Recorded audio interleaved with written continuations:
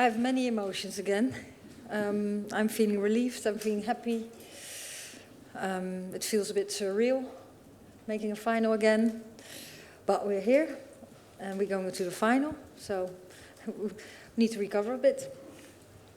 Physically, emotionally, mentally, I suppose. I know you're a meticulous planner. Surely the game plan can't be just to continuously get us all thinking we're going home and then all of a sudden, last minute, get through at the last moment. Yeah, well, I was looking at the clock too, and I thought, oh, it's good that we have 7 more minutes, and they were time wasting a bit, and we didn't want to do that too early because you give a lot of space away behind you too, and we knew they were dangerous there. But we know with the players we have in the squad, and if we change a bit and we bring more players up front, that we can always score a goal. Because we've shown that multiple times. And we had to wait a little bit longer for it now, but at the end we did. So then we got extra time. And we got that penalty. We were a bit lucky, of course, that we could score that in the second stage, but yeah, we're through. In a game of pure chaos, Michelle Wiegman was pure class. Yeah. I mean, what does that say about her at such a young age to be achieving what she's achieving and saving this team? Yeah, I think, of course, you do that together, but I said, with the squad announcement already, she brings something special, and she has something special. She's only 19 years old, she's very mature, she knows exactly what she has to do, and when you talk about little things that she picks up straight away, because she's not even in the 18-yard, because very dangerous, but when we have to go to her as a target player, she keeps the ball really well too. And even when you saw that ball on the crossbar, that was not just a shot, she was aiming for it. So yeah, if she continues like this, she has a very bright future. Thanks. Emma from the BBC. Thanks. Congratulations, Sarina. Remarkable achievement. You mentioned the subs there. Obviously, they've come on again, made an impact. The resilience was there again. You just keep doing this every time. How does your team keep doing this over and over? Yeah, well, they're just ready to go, and they want to have a contribution. And I think everyone accepts her role, whatever role she's given. I think what we try to do is give as much clarity about that, but also the task on the pitch. When you come in and when we make a change or when we make a shape change, and there's just so much energy, and everyone, like, we never give up. So you know, until the referee whistles as a final whistle, you know you have an opportunity to score a goal. And we subbed to win. We had to, because we were 1-0 down. Subbed to win, and we played to win. And yeah, it's really nice then that we get it across the line. You told Radio 5 Live that it felt like you were in a movie. Is it one that you're enjoying? Yeah, well, they said this looks like a movie. Yeah, it does feel like that. Well, when it finishes like that, I'm enjoying it. But it's a little bit dramatic. Well done again. Thanks. We'll go to Luke at the Telegraph.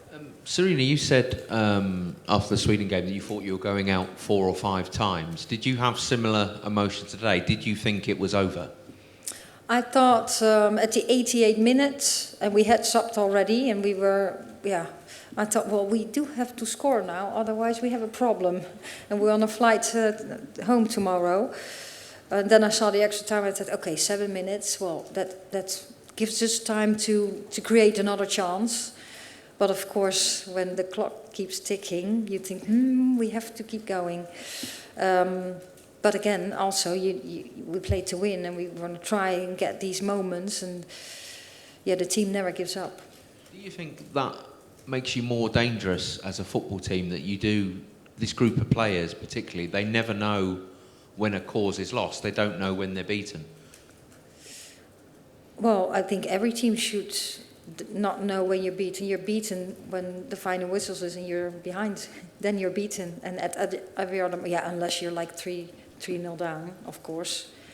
Then, well, I've heard, then if you have 3 minutes, the chance of scoring 3 goals is very low. But when it's close, then you always have an opportunity to score a goal.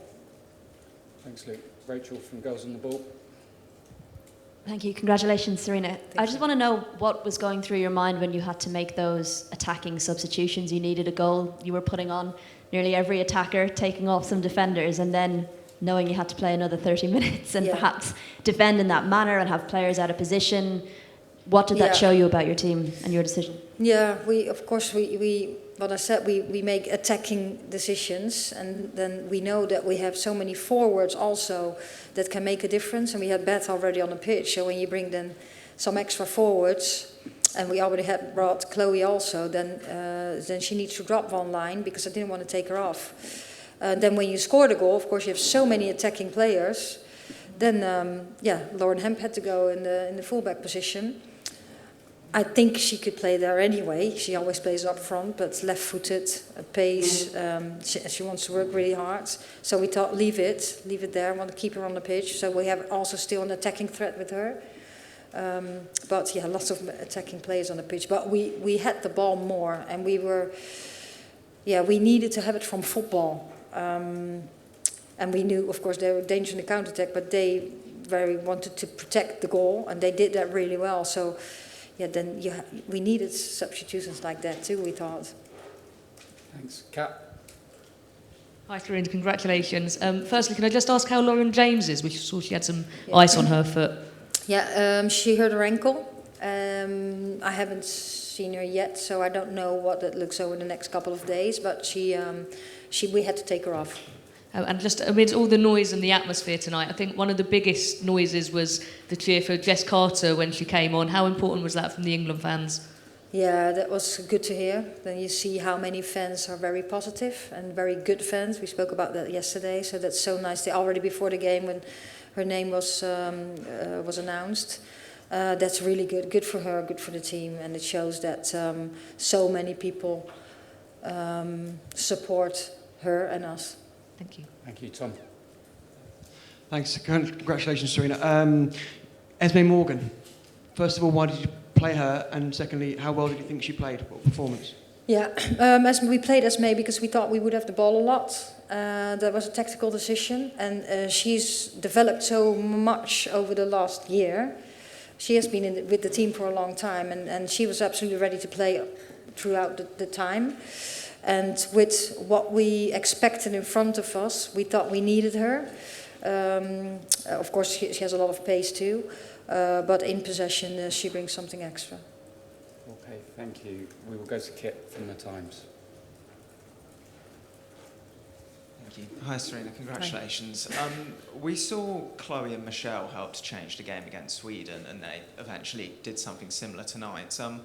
Why did you wait until when you did tonight to bring both of those players on? Because I thought the second half we were on their half, we played well, and we created some more, so that's why I waited. And specifically with Michelle, do you at all need to rethink your approach to her? Because she's come on 4 times for you now and changed the game really in all of them. Is she almost forcing you to give her more than the 15 or 20 minutes at the end of these games? No, she's not forcing me. I think she is very grateful she gets minutes, and she's really ready for it. I think her growth and her development went so quickly, from not starting at Brighton, being on loan, to getting lots more minutes and showing how good she is and coming into our team. I think how these things go goes pretty smooth for her, and I think she feels very good about that. Thanks. Thanks, Miguel. Thank you. Hi, Sarina. I'm just wondering, what is the effect on the psychology of the group to have so many late goals? Was that something you could sense in the group before the tournament, or has it grown? And is there any danger, I suppose, that you become too reliant on that as the kind of stakes get higher and the final becomes more exacting? Well, I would really like to go up in the beginning of the match and stay up. So that's absolutely not a scenario. We prepare for every scenario, but we don't say, okay, let's get behind and then score at the end of the game. No, that's not part of the game plan. But it shows that if we do get behind, that we're not done, and we will fight to score a goal. And today we really had to play good football to score a goal. Thanks. Just behind you, please. Thanks, Miguel. Lucas Werther, Swiss newspaper Blick. It's the third final in a row for England. It's the 5th for you, so it can't only be about England. What's your secret? Yeah, I don't know. Well, there's one thing that I'm the lucky one to work with so many good people, good players, good staff, with support from the federation, the FA this time, and before that the Dutch FA. And yeah, I think it's so special to play final. I actually can't believe it myself. The only thing I can say, I think I'm always myself. Thank you. We'll go to Michael Cox at the Athletic, right at the back. If that's okay. Thank you. Thanks. Hi, Sarina. Can I ask about your approach in extra time? You end up, both against Sweden and today, you end up with so many attackers on the pitch. Yeah. The fact that you don't kind of bring on midfielders and return to a different shape, is that because you don't want to make a negative shift? Or is extra time just almost a different world to normal time? Yeah, well, we sub, of course, to win, so you bring in so many players, so many attacking players on the pitch, and then you don't have so many options anymore either to sub defenders in. So you have to solve that in the team then. Also taking in account that some players were so fatigued that you couldn't sub earlier. Because if you sub one and another one gets cramp or you have to take out, then you go with 10. So it's really a thin trying to not take too many risks with the final subs. Thank you. We'll go just in front of you, Michael. Thanks. We'll take one question there and then we'll finish with Charlotte. Hi, congratulations. Can you just get us through your mind when you get awarded that penalty and then when the goalkeeper saves Chloe's penalty and then when finally the ball goes through the net? Well, when we got the penalty, I thought, okay, let's wait until the VAR has decided that it's absolutely a penalty. Then when Chloe comes behind the ball, I think, okay, score it. Score. I always think score. It goes in. Then it didn't go in, and then we had the rebound, so that was a little bit lucky. But also very alert, because if you don't sprint straight away, you're not going to get that ball. Thank you. We'll finish with Charlotte at the Athletic. Thank you. Sarina, I think you... Hi, where are you? Oh, hello. Everyone needs a bit of luck in tournaments. You just said it was lucky with the rebound. You've got to your final yet again, but England have been sub-par in their performances. Can you explain why that is? What kind of performances did you call that? Sub-par. Sub-par. Yeah. What does that mean? So in golf, you have par, which means... Oh, you're talking about golf now. Less than expected in terms of England's performances. Yeah, I think this game has grown so much, and I think the opponents are really good. I thought Sweden was in a very good place. I think they played their best game. I think they're always very good. And tonight, Italy, if you see Italy over time, over the last years, they have improved their game a lot too. Of course, we want to play well, and we want to. It's all about at the end winning games. You do need a bit of luck. At the same time, we do play to win. We do sub to win, and we do take some risks in that. And I think if we had sub like a little more defensively, we wouldn't have scored a goal. And that's what it's about. And I do feel we have it. Like I think the Sweden with penalties, we missed a lot.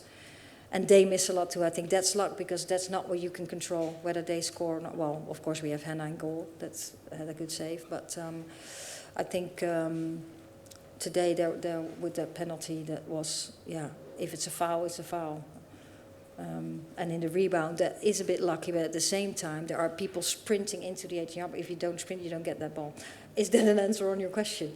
Because you're laughing, but I'm not sure. No, I'm just laughing about the golf comparison, but I'm glad I made you laugh and you made me laugh, and there you go. Yeah, no, we'll give it another try with another sport then. Okay, we'll see you on the final. Yeah, okay. Thank you, Ellen. We'll see you in the coming days. Thank you.